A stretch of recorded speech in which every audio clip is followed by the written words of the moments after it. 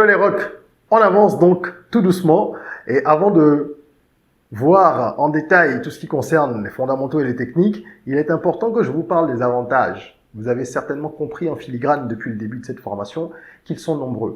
Eh bien, la gestion du temps, c'est une discipline, parce que moi je considère ça comme une discipline, qui vraiment produit un ROI exponentiel, c'est-à-dire un retour sur investissement incroyable, sur tous les plans. Et principalement pro et perso, parce qu'on catégorise un petit peu ça comme ça. Après, il y a plein de sous-plans, n'est-ce pas? Il y a, pour moi, deux aspects à prendre en compte. Vous-même et votre entreprise. Je vais commencer par parler des avantages pour vous-même, parce que c'est plus important que l'entreprise. Il faut que vous soyez en bonne santé, que vous soyez épanoui, etc., pour que votre apport, votre contribution dans votre contexte professionnel soit une contribution de valeur. Le premier avantage de la gestion du temps pour vous, c'est que ça vous procure un meilleur équilibre vie pro et vie perso. Il y a une réduction de stress également, qui bien sûr est enregistrée chez les gens qui apprennent, on l'a vu, à planifier, à déléguer, etc. Et vous allez donc limiter les risques de burn-out. Parce que oui, le burn-out, ça existe. Les maladies mentales, elles existent, même si dans le contexte africain, les gens ont tendance à sous-estimer ce genre de difficultés qu'on peut traverser, de pathologies, eh bien, on finit par entendre que, je connais Kossi, j'ai appris qu'il a fait un burn-out, qu'il est surmené. Voilà, on commence à se rendre compte aujourd'hui qu'on ne peut pas passer sous silence tout ça. Nous sommes soumis à un rythme complètement frénétique dans le monde contemporain et il faut apprendre à soi-même se contrôler pour ne pas tomber dans le piège du burn-out. Il y a donc une amélioration de la santé globale parce que plusieurs études le prouvent. Quand on est bien dans sa tête et qu'on est bien dans son corps, si on ne mange pas n'importe quoi, si on ne prend pas d'autres risques, n'est-ce pas? Mais ça joue. L'impact du mental sur le physique, c'est un impact connu, ça n'a rien de nouveau. Donc mieux vous vous sentirez, moins vous aurez l'impression d'être surchargé, d'être pressurisé, et plus vous serez en mesure d'accélérer votre croissance sur tous les plans et surtout de favoriser la santé au niveau physiologique aussi. Il y a donc l'épanouissement et la qualité de vie qui vont bien sûr prendre une nouvelle dimension dans votre existence et vos proches aussi vont en bénéficier. Parce que quand quelqu'un n'est pas sous pression, n'est pas soit malheureux, soit complètement perdu ou déboussolé, forcément il a une autre attitude avec son environnement. Il est plus à l'écoute, il est plus disponible. Disponible, ça ne veut pas dire qu'il va à droite à gauche, non, il est plus disponible d'esprit, il est plus gai. Il est plus généreux, il est plus souriant. Donc, de façon globale, c'est pour vous un enjeu de taille. Passons maintenant à l'entreprise dans laquelle vous travaillez ou qui vous appartient, peu importe. Ou même si vous êtes un freelance et que vous bossez tout seul, vous êtes un solopreneur, etc. Eh bien, vous allez augmenter votre productivité. Et ça, c'est génial. Parce que ce que vous avez l'habitude de faire en 5 heures, vous allez pouvoir le faire peut-être en 2 ou en 3 heures. Qui est le premier gagnant dans cette histoire? Ben, c'est vous. C'est vous qui allez profiter de ce gain de productivité pour pouvoir faire d'autres choses, vous occuper d'autres tâches, travailler sur le développement de votre entreprise, sur la croissance, etc. Vous allez également pouvoir optimiser les ressources. Oui, parce que un ordinateur qui reste allumé 5 heures de temps, ça ne vous semble pas important, mais s'il est allumé pendant 3 heures de temps et qu'il y a 2 heures ou même 1 heure d'économie, multipliez ça sur le nombre de jours qu'il y a dans l'année, le nombre de jours où vous travaillez, et vous verrez que vous allez faire des économies au sens propre du terme. C'est-à-dire que vous allez dépenser moins d'argent parce que vous aurez travaillé plus vite.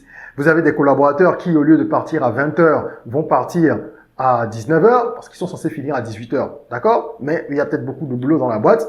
Et tout le monde part un peu plus tard. Même dans ces cas-là, vous allez faire des économies sur les lumières, vous allez faire des économies sur énormément d'autres aspects. Donc les ressources sont optimisées. Quelqu'un qui s'est organisé pour aller faire un recouvrement commercial et qui a bien planifié tout ça, il ne va pas aller chez le même créancier 14 fois dans la semaine. Allez, j'exagère un peu, je force le trait. Mais vous avez compris ce que je veux dire. C'est-à-dire que si tout est bien planifié, au lieu de faire 5 allers-retours pour réaliser une tâche, il fera peut-être 2 ou 3 allers-retours. Donc, dans tous les cas, vous allez optimiser les ressources financières et matérielles et technologiques de l'entreprise. Il y a aussi une amélioration de la satisfaction client. Amélioration de la satisfaction client parce que quand vous êtes plus épanoui, de toute façon, vous avez déjà, comme je l'ai dit, un meilleur entre-gens, vous avez une meilleure interaction avec les gens. Et lorsque tout est mieux planifié, vous pouvez également être plus à l'écoute des clients, répondre à leurs besoins de façon diligente. Et ne pas mettre 10 ans parce qu'on a des tâches qui datent du mois dernier ou de Mathusalem qu'on n'a pas encore accompli. Du coup, tout ce qui arrive en plus, c'est décalé, c'est retardé. Les clients seront forcément plus satisfaits de la relation qu'ils ont avec vous parce qu'il y aura de la dynamique et il y aura véritablement cet esprit-là de célérité. D'accord?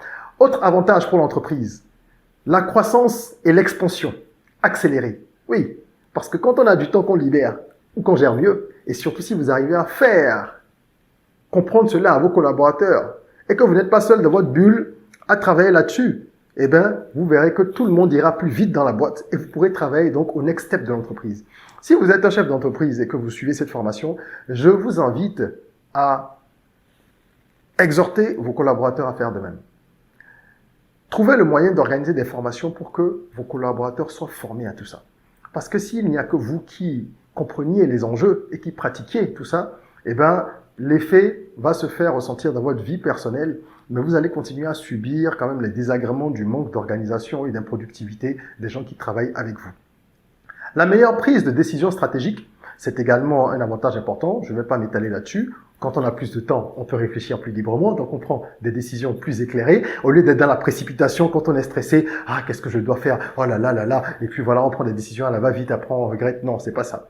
Vous avez plus de temps, vous réfléchissez plus posément, vous êtes beaucoup plus, comment on dit, soft, cool, et le cerveau tourne beaucoup mieux. Ok? Et je voudrais rajouter également l'augmentation du chiffre d'affaires.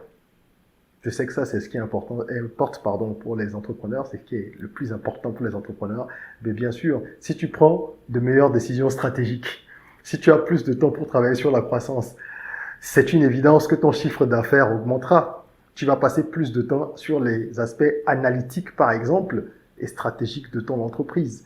Donc, c'est une conséquence logique qui découle de la mise en pratique de tout ce que nous allons voir. Et pour finir, bien évidemment, la réputation. Votre réputation, elle va connaître une amélioration, une croissance positive. Parce que quand les clients sont satisfaits, quand il y a satisfaction de la clientèle, quand il y a un environnement propulsif, un environnement où dans l'entreprise les gens se sentent bien parce qu'eux aussi pratiquent tout ça et que vous permettez aux gens d'avoir aussi une vie personnelle. Parce que si on parvient à mieux organiser le temps pour chacun, chacun passe un peu plus de temps sur ses projets perso, et à ce moment-là, forcément, la réputation de l'intérieur, la réputation de l'entreprise, elle est déjà améliorée. C'est-à-dire que vos collaborateurs deviennent les premiers ambassadeurs de l'entreprise pour parler d'elle en bien.